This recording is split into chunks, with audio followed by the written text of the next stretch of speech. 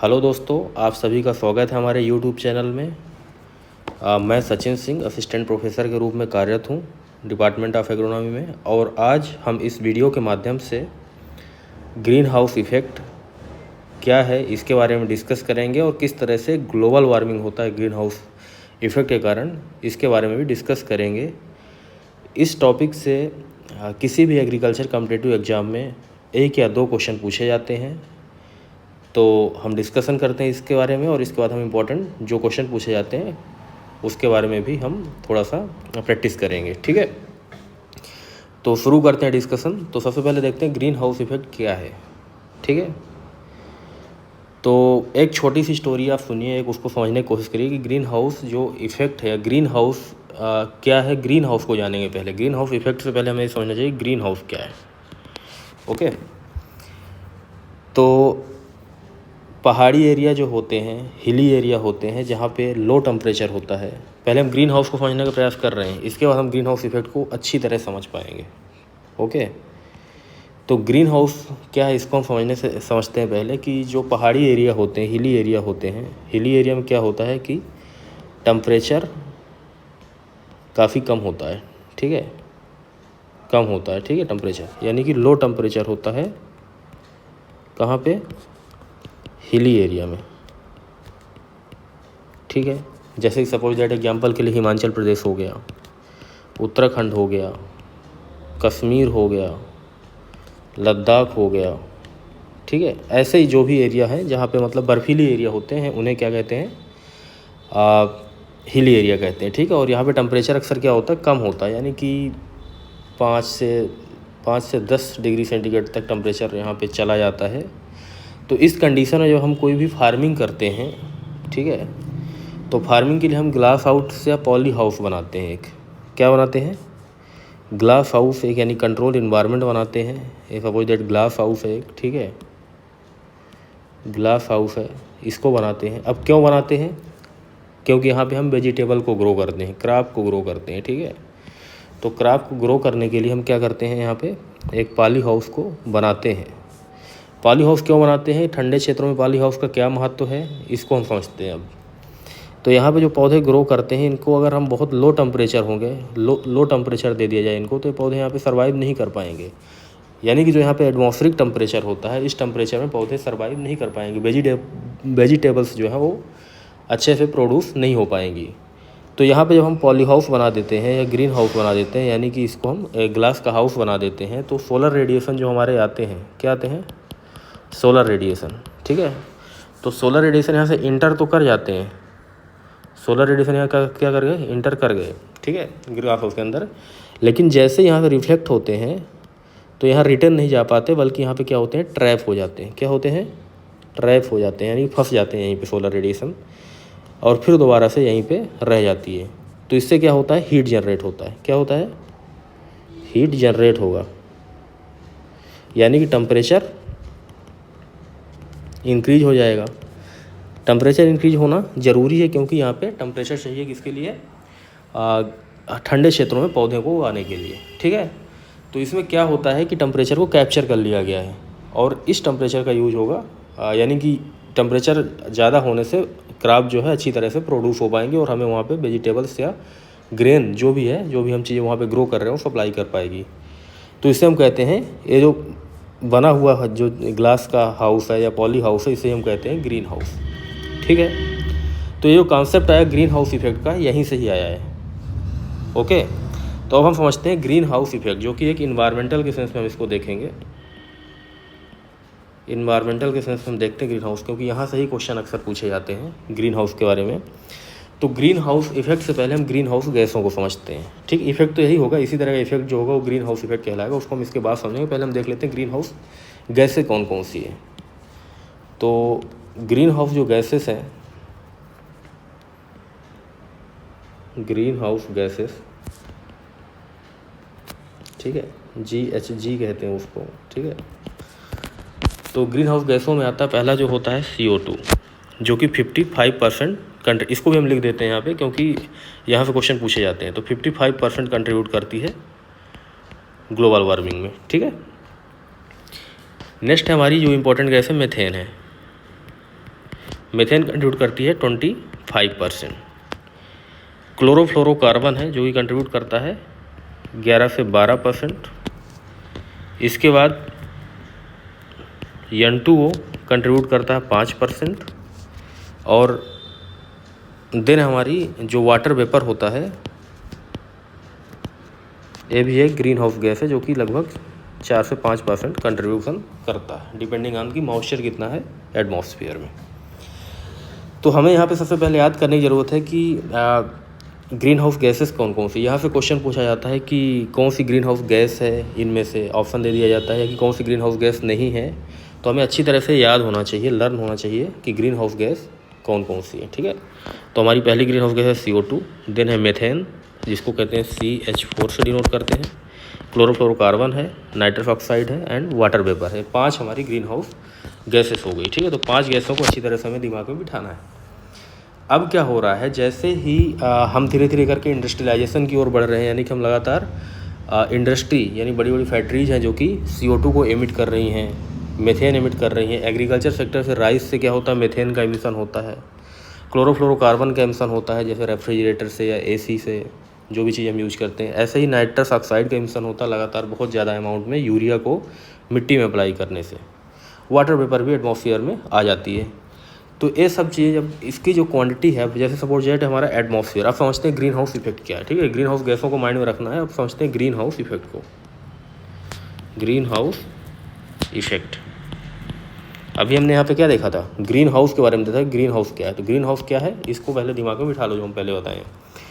Next हम देखते हैं ग्रीन हाउस इफेक्ट एक्चुअली क्या होता है। सपोज दैट यहाँ पे हमारा क्या है, सन है, सन मतलब सूर्य। ठीक है, एटमॉस्फेयर है, यहाँ पे क्या है, एटमॉस्फेयर है पूरा। ठीक है, यहाँ पे अर्थ है, हमारा क्या है, अर्थ है। ओके, अब अर्थ जब यहाँ पे है तो क्या होगा, सन क्या प्रोवाइड करता है अर्थ को, सोलर रेडिएशन प्रोवाइड करता है। यहाँ से क्या आती हैं, सूर्य की किरणें आती हैं। ठीक है, ये हमारा क्या हो गया, एटमॉस्फेयर हो गया। और एटमॉस्फेयर में क्या है, ट्रोपोस्फियर है। हम इसको बाद में भी समझेंगे, जो एटमॉस्फेयर की लेयर होती हैं डिफरेंट टाइप की, बट अभी हम एटमॉस्फेयर के नाम पे क्या देखेंगे, ट्रोपोस्फियर। ट्रोपोस्फियर जो कि सबसे लोअर लेयर होती है, सबसे नीचे वाली लेयर होती है जहाँ पे हम लोग रहते हैं। ठीक है, हम इंसान जहाँ पे रहते हैं, जहाँ पे पेड़ पशु पक्षी रहते हैं, पेड़ पौधे होते हैं यहाँ पे, उसे हम क्या कहते हैं, उस लेयर को ट्रोपोस्फियर लेयर कहते हैं। ठीक है, यानी कि यहाँ पे lower layer of the earth. ठीक है, एटमॉस्फेयर की।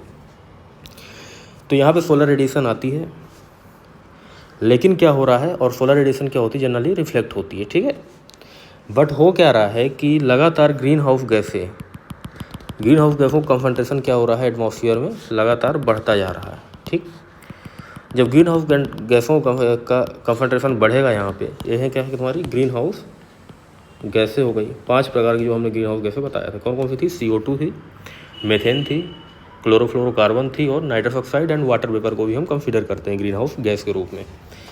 तो जब यहाँ पे एटमॉस्फेयर में कंसंट्रेशन बढ़ा गैस का, तो इससे क्या हुआ, एक लेयर बन गई। ठीक है, एक लेयर बन गई। और ये लेयर क्या करती है कि जैसे ही सोलर रेडिएशन यहाँ पे आता है और इसके बाद सोलर रेडिएशन रिफ्लेक्ट होता है, तो हम यहाँ पे सोलर रेडिएशन रिफ्लेक्ट ना होके अब क्या होगा, सोलर रेडिएशन एब्जॉर्ब कर लिया जाएगा। क्या कर लिया जाएगा, एब्जॉर्ब कर लिया जाएगा। किसके द्वारा, इन गैसों के द्वारा। ठीक है, और एब्जॉर्ब करने के बाद फिर क्या होगा, री इमिट होगा। री इमिशन मतलब कि दोबारा से यहाँ से गर्म होगा टेम्परेचर, और फिर इसके बाद रेडिएशन यहाँ से निकलना। ठीक है, तो ये जब रेडिएशन ऐसे लगातार निकलेंगी तो एटमॉस्फेरिक टेम्परेचर को क्या करेंगी, बढ़ा देंगी, इंक्रीज करेंगी एटमॉस्फेरिक टेम्परेचर को। तो इस तरह से सोलर रेडिएशन जो कि शॉर्ट वेव के रूप में आती है, ऊपर से शॉर्ट वेव रेडिएशन हमारी सूर्य के से आती हैं, और यहाँ पे लॉन्ग वेव रेडिएशन के रूप में अर्थ जो है इमिट करता है इंफ्रारेड रेडिएशन को, और ग्रीन हाउस गैसों द्वारा इसको क्या कर लिया जाता है, एब्जॉर्ब करके और फिर रीमिट करके टेम्परेचर जो अर्थ का इंक्रीज हो रहा है, इसे हम क्या कहते हैं, इस इफेक्ट, ये जो इफेक्ट है इसे ग्रीन हाउस इफेक्ट कहते हैं। और जो टेम्परेचर इंक्रीज हो रहा है उसे हम क्या कहते हैं, ग्लोबल वार्मिंग कहते हैं। ठीक है, तो इसे हमें याद रखना है। एक कॉन्सेप्ट मैं आशा करता हूँ कि अच्छी तरह समझ में आ गया होगा आपको, बट एक बार फिर मैं इसको समझाने का प्रयास कर रहा हूँ। ग्रीन हाउस गैसेस हैं ग्रीन हाउस इफेक्ट क्या होता है इसको समझते हैं। तो ग्रीन हाउस क्या है, गैसेस हैं बहुत सारी, 5 प्रकार की गैसें होती है ग्रीन हाउस गैसेस। यहाँ से क्वेश्चन बनता है, CO2 है, मेथेन है, क्लोरोफ्लोरोकार्बन है, नाइट्रस ऑक्साइड है, ठीक है। ये जो ग्रीन हाउस गैसेस है, जब हमारी सोलर रेडिएशन आती है, सूर्य की किरणें जब यहाँ पे आती हैं अर्थ में, तो यहाँ से टकरा के और वापस जाती हैं किरणें सूर्य की। तो किरणें जब वापस जाती हैं तो जब इनके कंसंट्रेशन ग्रीन हाउस गैसों का लगातार बढ़ जा रहा है एटमॉस्फेयर में और ट्रोपोस्फीयर में बढ़ रहा है, तो इससे क्या करती हैं कि ये जो रेडिएशन जा रहे हैं उनको एब्जॉर्ब कर लिया जाता है, किसके द्वारा, ग्रीन हाउस गैसों के द्वारा। और इसके बाद उसको दोबारा से इमिट किया जाता है, दोबारा से फिर री रेडिएट किया जाता है, री इमिट किया जाता है। वहाँ से कहाँ से होती हैं, यहीं से जो एब्जॉर्ब की थी। कोई चीज़, सपोज दैट कोई पदार्थ है, अगर वो, जैसे कि सपोज दैट मैं एक कोई भी पदार्थ को ले लेता हूँ, जैसे आप घर में रोटी बनाने वाला तवा यूज करते होंगे, उसको आप एज्यूम करो, तो उसका अगर टेम्परेचर बढ़ता है तो उससे फिर जब बाद में आप उसको गैस को बंद कर देते हो तो फिर भी वो गर्म रहता है ना, वहाँ से रेडिएशन निकल रही होती है, टेम्परेचर निकल रहा होता है थोड़ी देर के लिए। तो ऐसा ही ये काम करता है, ठीक। तो इसे कहते हैं री इमिट करना। तो री इमिट जब होता है टेम्परेचर का या कि सोलर रेडिएशन का री इमिटेशन होता है इसके द्वारा, जो गैसें एब्जॉर्ब की हैं, तो इससे क्या होगा, टेम्परेचर इंक्रीज हो जाएगा अर्थ का, ठीक है। जहाँ हम लोग रहते हैं, जहाँ पशु पक्षी रहते हैं, जहाँ पे एनिमल्स रहते हैं, इंसान रहते हैं और पेड़ पौधे रहते हैं ट्रोपोस्फीयर में, तो इसका टेम्परेचर क्या हुआ, इंक्रीज हो गया। और जब टेम्परेचर इंक्रीज हो जाएगा तो इसी को क्या कहते हैं, ग्लोबल वार्मिंग कहते हैं। और ये जो इफेक्ट हो रहा पूरा, इस इफेक्ट को कहते हैं ग्रीन हाउस इफेक्ट। तो मैं ऐसा करता हूँ अच्छी तरह आपको समझ में आ गया होगा ग्रीन हाउस इफेक्ट क्या होता है, ठीक है।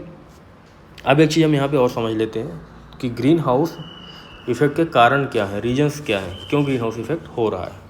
ओके, तो ग्रीन हाउस इफेक्ट क्यों हो रहा है, इसके रीजंस देख लेते हैं एक बार। यहाँ पे क्वेश्चन अक्सर पूछ दिया जाता है, रीजंस क्या है ग्रीन हाउस इफेक्ट के। तो पहला रीजन हो गया डिफॉरेस्टेशन। डिफॉरेस्टेशन, ये भी एग्जाम में क्वेश्चन पूछा जाता है। डिफॉरेस्टेशन क्या होता है, ये भी पूछा जाएगा यहाँ पे। तो डिफॉरेस्टेशन यहाँ पे याद रख लो कि मतलब कि जो हमारे फॉरेस्ट हैं, फॉरेस्ट को क्या होता है, काटना। आप इसको याद रखो, लैंग्वेज एक, कि फॉरेस्ट को जब हम काट देते हैं उसे क्या कहते हैं, डिफॉरेस्टेशन कहते हैं, ठीक है। तो डिफॉरेस्टेशन को याद रखना है पहली चीज़। और दूसरी चीज़ क्या होता है, दूसरा इसका क्या होगा, इंडस्ट्रियलाइजेशन, ठीक है। इंडस्ट्रियलाइजेशन कैसे हो रहा है, जो फैक्ट्रीज हैं वो लगातार CO2 इमिट कर रहे हैं, ठीक है। तीसरा क्या फैक्टर हो सकता है, ऑटोमोबाइल्स। ऑटोमोबाइल्स क्या होते हैं, जो हमारे गाड़ी होते हैं, कार होती है, बस होती हैं, तो इनको क्या कर रहे हैं, लगातार इससे भी गैसें निकलती हैं हानिकारक, वो भी मतलब उससे भी टेम्परेचर यानी ग्रीन हाउस गैसें निकलती हैं, ठीक है। और रीजन क्या हो सकता है, जैसे कि तुम्हारा रेफ्रिजरेटर यूज कर रहे हैं, AC यूज कर रहे हैं, ये भी ग्रीन हाउस गैस यहाँ से क्लोरोफ्लोरोकार्बन का सोर्स है, ओके। देन और क्या हो सकता है, दूसरा सोर्स क्या हो सकता है, एग्रीकल्चर सेक्टर है, ठीक है।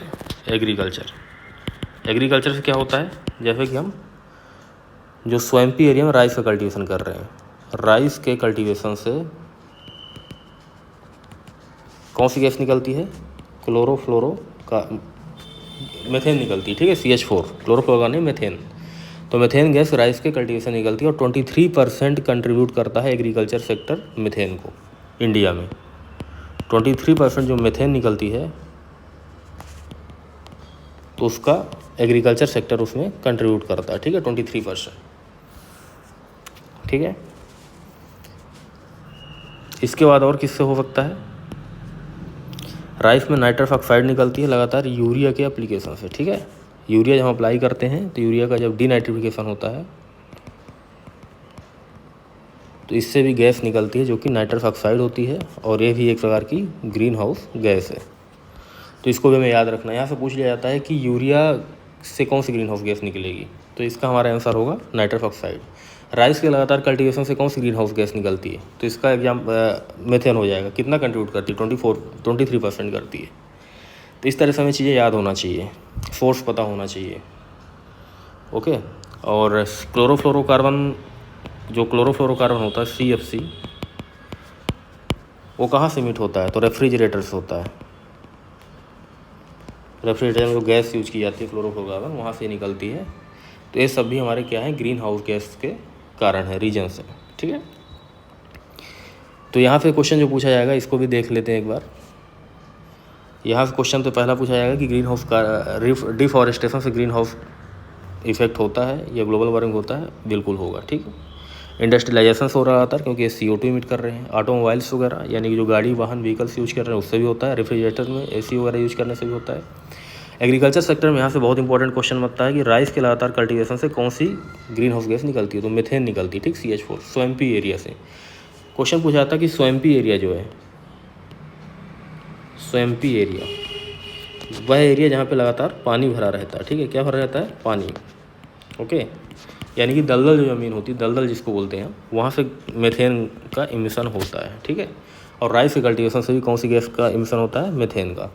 यूरिया के डीनाइट्रिफिकेशन से क्या होता है? नाइट्रस ऑक्साइड निकलती है। तो यूरिया का लगातार नाइट्रोजनस फर्टिलाइजर का यूज़ करने से नाइट्रस ऑक्साइड एक गैस है जो कि ग्रीन हाउस इफेक्ट को बढ़ाती है या ग्लोबल वार्मिंग को बढ़ाती है।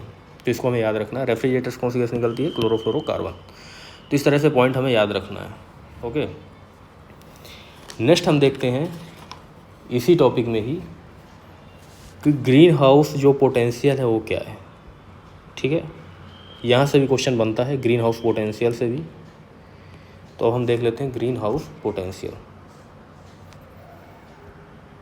या ग्लोबल वार्मिंग पोटेंशियल बोलते हैं इसको, ठीक है।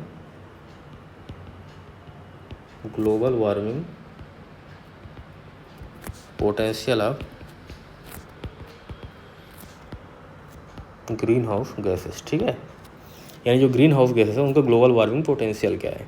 तो पहले समझते हैं ग्लोबल वार्मिंग पोटेंशियल हम किस तरह से मेजर करेंगे।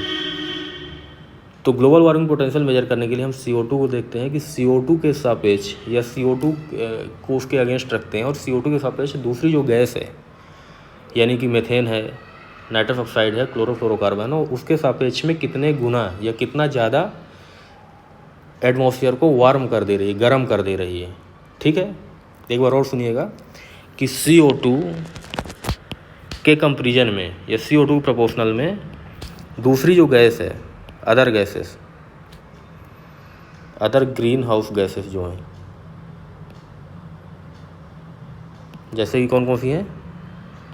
मीथेन है, CO2 तो है ये green house gas, nitrous oxide है, और कौन सी है? क्लोरोफ्लोरोकार्बन है, ठीक है। इसके सापेक्ष में कितने गुना या कितने टाइम्स ज़्यादा ग्लोबल वार्मिंग करती हैं? क्या करती हैं? ग्लोबल वार्मिंग करती हैं, ठीक है। इसे हम क्या कहते हैं? Global warming potential. तो एक हम टेबल बना लेते हैं यहाँ पे, ग्लोबल वार्मिंग पोटेंशियल कितना होता है। एक कंप्लीट टेबल बनाता हूँ, ठीक, इसको याद रखना, ग्लोबल वार्मिंग पोटेंशियल, और जो डाटा याद करने वाली चीज़ें उसको मैं बना देता हूँ। तो एक टेबल बनाता हूँ ग्रीन हाउस गैसेस, ठीक है, कंट्रीब्यूशन और ग्लोबल वार्मिंग पोटेंशियल कितना है इसका, ठीक है। एक हम टेबल बना देते हैं ऐसे करके, इसको आप लोग नोट डाउन कर लीजिए, यहाँ से क्वेश्चन बहुत ज़्यादा पूछे जाते हैं एग्जाम में। तो पहले हम जो गैस लेते हैं CO2 को लेते हैं, और CO2 का कंट्रीब्यूशन कितना है परसेंटेज में? 55%, जो कि हमने पहले ही डिस्कस किया है। और इसका ग्लोबल वार्मिंग पोटेंशियल 1 होगा, ठीक है, क्योंकि इसी के सापेक्ष तो देखते हैं हम। तो इसका ग्लोबल पोटेंशियल कितना होगा? 1 होगा। दूसरा हम देखते हैं मीथेन का। मीथेन कितना कंट्रीब्यूट कर रही थी? कमेंट बॉक्स में लिखिए आप लोग, कितना कर रही थी? 25%, ठीक है। और इसका ग्लोबल वार्मिंग पोटेंशियल कितना होता है?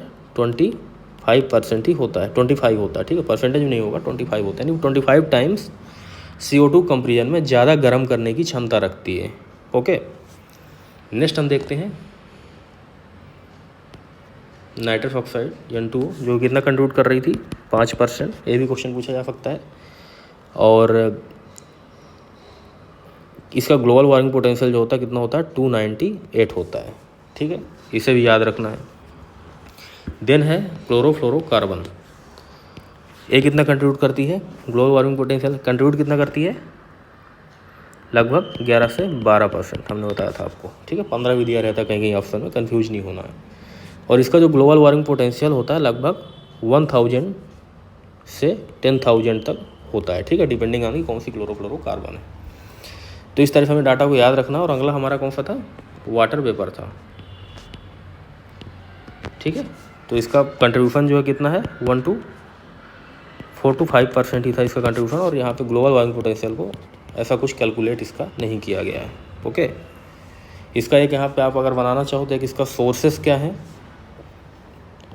सोर्सेस का भी बना लेना। यहाँ पे सोर्स मतलब कि कहाँ से उत्पन्न होती हैं गैसें। तो CO2 कहाँ से आती है, डिफॉरेस्टेशन से, मतलब जब पत्तियों को जला देते हैं, फायर से, कंबसन से, कंबसन मतलब कि कोई चीज़ को दहन करना, जलाना किसी चीज़ को, ठीक है, उसे कहते हैं कंबसन, ठीक है। और नेक्स्ट हम देखते हैं मेथेन कहाँ से आती है, तो राइस की कल्टीवेशन से, और यहाँ पे लिख लेना आप स्वैम्पी लैंड, वाटर लॉगिंग से, ठीक है, वाटर लॉगिंग कहते हैं इसको, वाटर लॉगिंग, ठीक है। यहाँ पे लिख लेना आप एक टेबल बना के। नाइट्रस ऑक्साइड का क्या है सोर्स, इसका सोर्स है यूरिया एप्लीकेशन, ठीक है। क्लोरोफ्लोरो क्या है, रेफ्रिजरेटर, ठीक है। तो ये वाली टेबल भी आप लोग बना लीजिएगा। तो एक बार हम शुरू से इसको डिस्कस कर लेते हैं स्टार्टिंग से कंप्लीटली, कि क्या क्या हमने पढ़ा, क्या क्या जाना और हमें क्या क्या याद करने की ज़रूरत है। तो अब हम एक रिवीजन पेन का यूज करेंगे इसके लिए, येलो कलर की पेन हम ले लेते हैं, ठीक है। तो सबसे पहले हम देखते हैं ग्लोबल वार्मिंग क्या है, ग्रीन हाउस इफेक्ट क्या होता है। हमने पहले देखा कि ग्रीन हाउस एक्चुअली क्या होता है, कि वो ग्रीन हाउस एक ऐसा हाउस होता है, ऐसा घर होता है जो कि कांच का है, यानी कि शीशे का, ग्लास का बनाया जाता है, या कि फिर पॉलीथीन का बनाया जाता है, जहाँ पे सोलर रेडिएशन तो आ जाएंगे अंदर लेकिन बाहर नहीं निकल पाएंगी, और जहाँ पे टेम्परेचर कम होता है वहाँ पे बनाते हैं। जैसे कि कश्मीर हो गया, हिमाचल प्रदेश हो गया, उत्तराखंड ऐसे एरिया है, वहाँ पे वेजिटेबल को ग्रो करने के लिए हम इसका यूज करते हैं, ठीक है। तो जब इसको हम यहाँ पे लगा देते हैं तो इससे क्या होता है कि यहाँ का टेम्परेचर बढ़ जाता है, जिससे यहाँ पे इजीली हम वेजिटेबल्स को, पी को, या कोई भी क्रॉप को ग्रो कर सकते हैं, ठीक है, ठंडे एरिया में। तो इसे कहते हैं ग्रीन हाउस। तो इसी तरह से ग्रीन हाउस इफेक्ट होता है। ग्रीन हाउस इफेक्ट हमने गैसें देखा, CO2 है, मेथेन है, CFC है, N2O है एंड वाटर वेपर। इसको याद रखना, इसका परसेंटेज याद रखना, जो कि लास्ट मैंने टेबल में बना ही दिया है।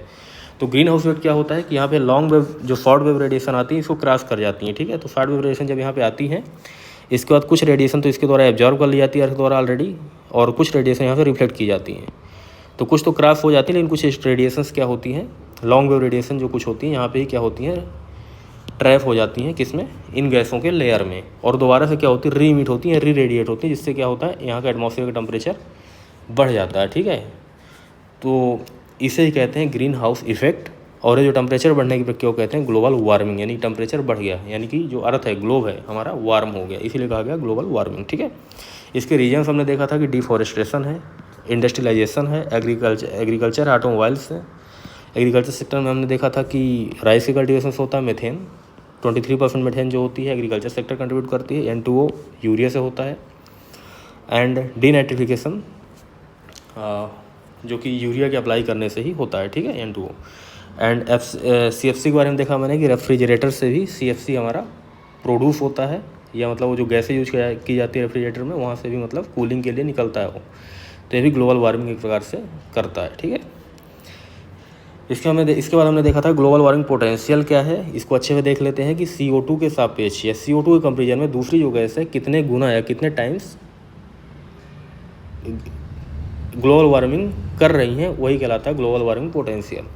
तो CO2 के सापेक्ष देखें तो CO2 ग्लोबल वार्मिंग पोटेंशियल एक ही होगा, जो कि कंट्रीब्यूट करता है 55%, और मेथेन का 25 है, और यहाँ पे 25 ग्लोबल वार्मिंग पोटेंशियल भी है इसका। नाइट्रस ऑक्साइड का 5% है, 298 इसका ग्लोबल वार्मिंग पोटेंशियल है। CFC का 11 से 12 है। ग्लोबल वार्मिंग पोटेंशियल है तुम्हारा 1000 से 10,000, ठीक है। यहाँ से क्वेश्चन क्या पूछे जाते हैं, सबसे ज़्यादा क्वेश्चन आपके यही टेबल से पूछे जाते हैं, तो इसको याद कर लेना, बहुत ही इंपॉर्टेंट टेबल है, बना लेना इसको। और इससे क्वेश्चन पूछा जाता है कि सबसे हाईएस्ट कौन सी गैस कंट्रीब्यूट करती है ग्लोबल वार्मिंग में या कि ग्रीन हाउस इफेक्ट में।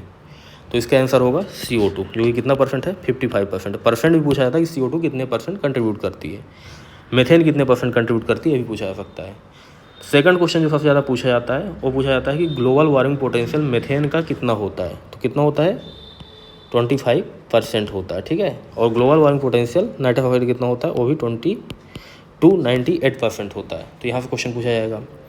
नेक्स्ट क्वेश्चन पूछा जाता है कि मेथेन में कौन सी मेथेन जो कंट्रीब्यूट करता है राइस का कौन सा मेथड करता है। तो राइस की लो लैंड जब हम राइस करते हैं, यहाँ पे पानी भर देते हैं राइस में, तो उससे क्या होती है, मेथेन का प्रोडक्शन होता है, जो ग्रीन हाउस गैस है, ठीक है। नाइट्रस ऑक्साइड का प्रोडक्शन या सोर्स क्या है, तो एप्लीकेशन करते हैं जो हम नाइट्रोजन का, जिससे कि डीनाइट्रिफिकेशन होता है, और डीनाइट्रिफिकेशन के बाद जो N2O बनती है वो ग्रीन हाउस गैस है। क्लोरोफ्लोरोकार्बन कहाँ होता है, रेफ्रिजरेटर से। डिफॉरेस्टेशन एक प्रकार से क्या करती है, ग्रीन हाउस गैस में कंट्रीब्यूट करती है, जो कि क्या CO2 को एब्जॉर्ब नहीं कर पाता है पौधा, ठीक है।